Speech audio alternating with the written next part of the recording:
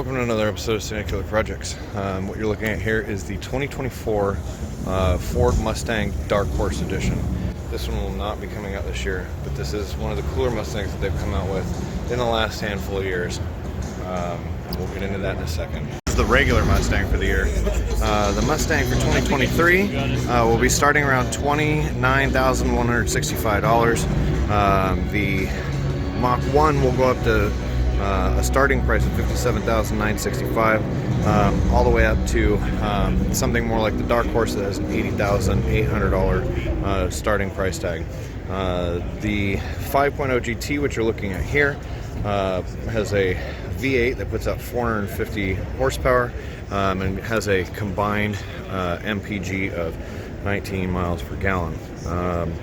The lower end model of this is the 2.3 liter four-cylinder that has been out for quite a little while. It has a 310 horsepower setup in it, and the 2.3 has a combined 24 mile per gallon gasoline average. This is the convertible version with the matching red trim in the leather interior.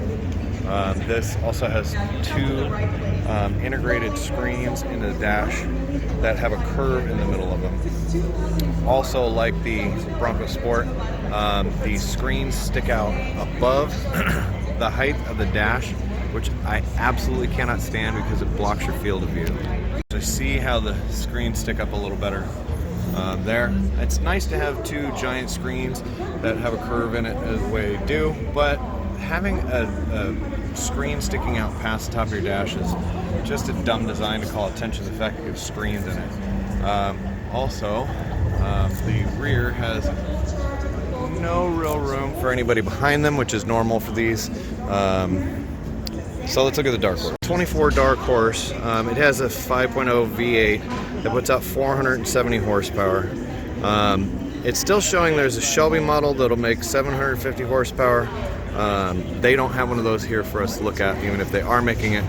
This in particular is a really pretty looking car. They've got a crazy pearlescent in the paint that makes the blue almost look like a red. It's very crazy looking. This version of this vehicle, if it comes out, will come out next year, not this year. This is made to be their new performance bad boy. Lots of people are excited about it just because they called it the Dark Horse. This is really kind of a middle of the road one when you have the Shelby. It'd be one above the Mach 1, which would be the other version. I'm going to show this for a second. This says Mustang. This absolutely is not a Mustang. I don't care what they say. You don't take an electric car, close up all the front of it, change the way the car looks almost entirely, and then call it a Mustang. It doesn't have the same lines. It doesn't have the same curves. It doesn't make any sense.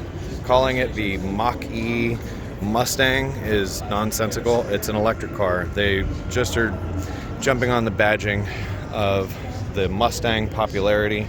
Really, when it comes down to it, this is a completely different car. It's similar to the Bronco and the Bronco Sport being two completely different cars. They really should have named this something else. This is the last of the Mustangs that they have here we're going to look at. This is the Mustang Cobra. Most likely this is the Mach 1 setup. Oh no, I'm wrong. This is the Shelby setup. This is actually your 750 horsepower version with carbon fiber wheels and Brembo brakes. This is made for speed. This is one of the coolest Mustangs that they currently have. The Dark Horse is getting all the credit right now, but the Shelby always has been the king of the Mustangs, and this is no exception. This is an amazing little car.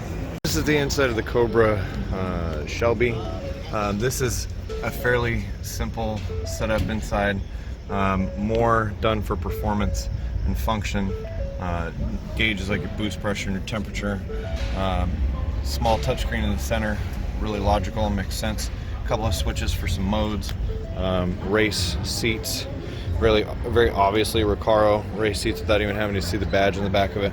And the back is basically just utility. It shows seats. There's no actual seat belts to put people back there.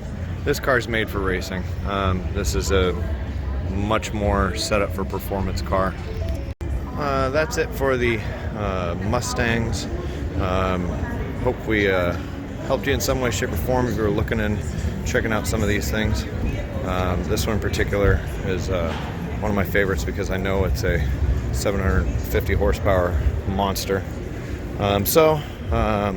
Look, and it's got a carbon fiber wing. I didn't even realize that. So thanks for watching. Please make sure to like, share, and subscribe. We have tons more content coming.